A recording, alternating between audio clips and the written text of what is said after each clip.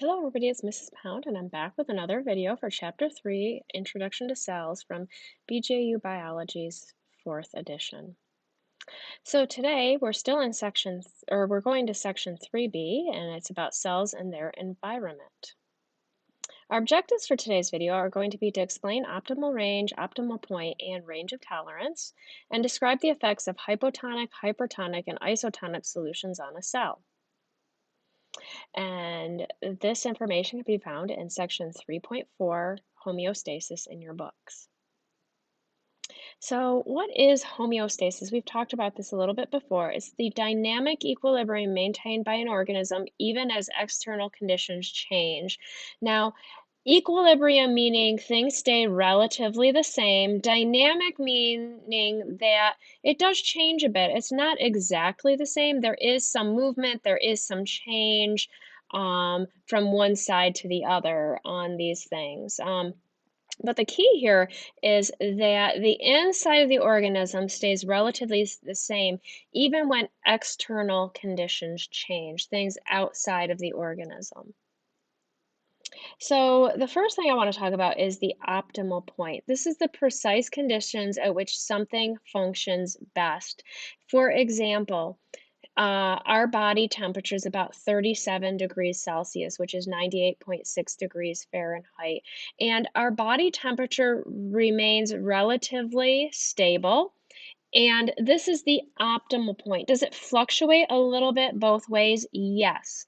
But this is the optimum temperature at which our muscles and most of our body parts function best. So 37 degrees Celsius is the optimal point. There is an optimal range, however. This is a range of conditions within which an organism's or cell's performance is stable. So we do tend to find that we will still be fine if we're within a degree or two of 37 degrees Celsius. So we can have some wiggle room there, okay? A little bit higher, a little bit lower. In fact, your temperature will fluctuate a bit throughout the day. You will tend to get warmer as the day goes by. There's also what is called the range of tolerance. This is where the cell of an organism will remain alive but not function properly. So we can go out of that optimal range, but then things aren't functioning well. For example, if we get too cold, we can have what's called hypothermia, okay? And where our body processes slow down, but we cannot stay in that state for very long and we will still function, but not very well. Also, if you have a fever, okay, you can go higher and it's actually your immune system trying to kill organisms that are in your body and attack them. But the problem is you can't be too high for too long. It's not good for you and you can't go out of that range of tolerance, or there is a limit of tolerance. If you go way too high or way too low, you would die. There's only so much our body can take because what ends up happening is enzymes don't work properly. They are denatured, they are out of shape. Chemical processes start to happen too slowly. So, the limit of tolerance, if you reach that, the result is death. Now, different cells in our bodies do have different ranges of tolerance. It depends upon the cells. Like our muscle cells have a smaller range of tolerance than, say, your skin cells, because your skin cells are exposed to the environment more. So there are different ranges depending upon the cells. And brain cells have very small range. Okay, another thing that has to do with homeostasis in our bodies and living organisms is the type of solutions that the cells are in. And the first example of a solution I want to talk about is an isotonic solution. This is where the concentration of dissolved substances is the same in the solution as the cytoplasm of the cell. And I have the picture of the red blood cells in the background because that's an example. And what is happening here is there's no net osmosis. Is osmosis happening? Yes. Water molecules are still going across the membrane, but it's balanced, it's equal. And so the red blood cells are happy if it's not an isotonic solution. It might be a hypotonic solution. This is a solution that has a greater concentration of water molecules and lower concentration of solutes than the cell it surrounds. So if there's more water outside the cell than inside the cell, due to osmosis, we know that water will go into the cell. And the danger here is cytolysis. This is the bursting of cells from internal water pressure in a hypotonic solution. So, especially our red blood cells, if they are put in just pure water, they will burst because water will rush in and rupture that cell membrane. This is why when you're in the hospital and you're given an IV, they put saline solution into you, salt solution, okay, that is of the same concentration as your blood.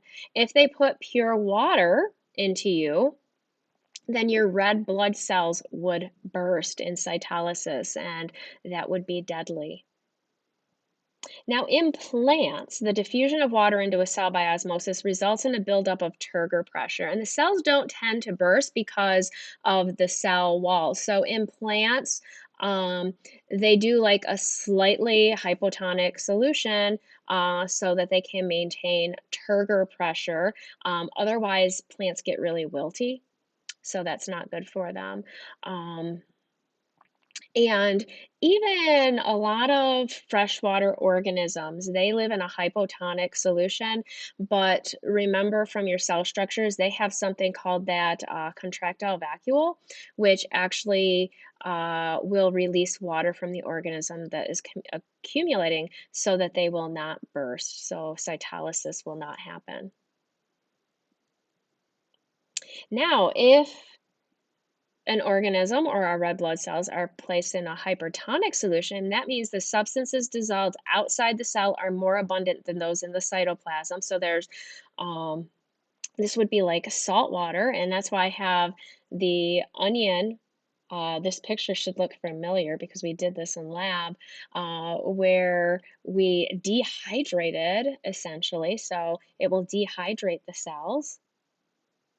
That is called plasmolysis. This is the pulling away of the cell membrane from the cell wall of a plant cell in a hypertonic solution. So, plasmolysis, it pulls away, okay, because water leaves because we always go from a high concentration to a low concentration. So if we have more water inside than outside, the water will leave the cell.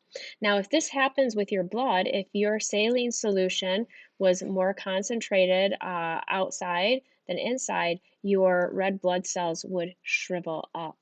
Okay, and that would not be good. And actually, cells tend to have more tolerance for a hypotonic solution than a hypertonic solution. So here I have a picture of what your red blood cells would look like. So hypertonic solution is leaving, they become shriveled up. Isotonic, balanced, perfect. They're just the way they should look. Hypotonic, water's going in, they're going to burst and they're just way too plump.